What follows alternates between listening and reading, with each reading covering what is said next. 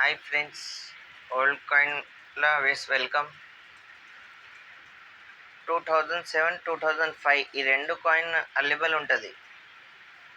ఇది ఎగ్జిబిషన్ అయితే ఎప్పుడైతే ఏ స్టేట్లో అవుతాయి ఆ డేట్ కూడా చెప్తాను. నా నా వీడియో ఫ్రెండ్స్ దగ్గర షేర్ చేయండి, లైక్ చేయండి, సబ్స్క్రైబ్ చేయండి. అవి చేస్తే ఇంకా కొద్ది వాళ్ళ దగ్గర పోతాయి, వాళ్ళకు కూడా నాలెడ్జ్ దొరుకుతుంది.